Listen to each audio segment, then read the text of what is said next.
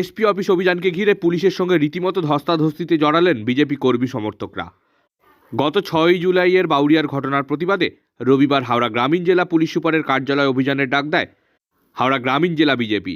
রবিবার বিকেলে দুর্যোগপূর্ণ আবহাওয়ার মাঝেই 16 নম্বর জাতীয় সড়কের সার্ভিস রোড ধরে মিছিল করে পানিয়াড়ায় এসপি অফিসের সামনে আসেন বিজেপি কর্মী সমর্থকরা। আগে থেকেই সেখানে বিশাল পুলিশ বাহিনী মোতায়েন ছিল। মিছিল এগোতে গেলে পুলিশ বাধা দেয়। পুলিশের সঙ্গে রীতিমতো ধস্তাধস্তিতে জড়িয়ে পড়েন বিজেপি কর্মী সমর্থকরা। সার্ভিস রোডেই বিক্ষোভ দেখাতে থাকেন তারা। এদিন বিজেপির পক্ষ থেকে একটি প্রতিনিধি দল জেলা পুলিশ সুপারের কার্যালয়ে গিয়ে ডেপুটেশন দেয়। এদিনের এই কর্মসূচিতে উপস্থিত ছিলেন হাওড়া গ্রামীণ জেলা বিজেপির সভাপতি দেবাশিস সামন্ত, বিজেপি নেতা প্রত্যুষ মণ্ডল, অনুপম মল্লিক, অরুণোদয় পাল চৌধুরী, রমেশ সাধুকা সহ অন্যান্যরা।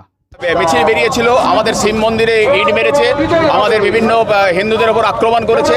তারই প্রতিবাদে আজকে ডেপুটেশন, এবং আমাদের হিন্দুদের দেখে দেখে আমাদের মণ্ডল সভাপতি সহ 9 জনকে এখনো পর্যন্ত অ্যারেস্ট করেছে।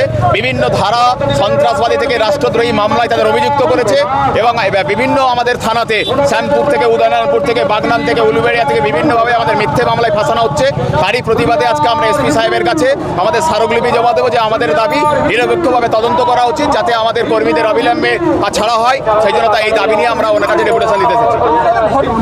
আমরা শান্তিপূর্ণভাবে গেছি আজকে। যদি আমাদের কথা না শুনে আগামী দিনে সঠিক তদন্ত না হয়, তাহলে আমি এর থেকে বৃহত্তর আন্দোলনে যাব। আমরা যে সমস্ত কর্মীরা আমাদের অ্যারেস্ট হয়েছে তাদের জন্য লোয়ার কোর্টে, না হলে হাইকোর্ট, তাহলে আমরা সুপ্রিম কোর্টে যাব। এর বিরুদ্ধে আমরা লড়াই করব।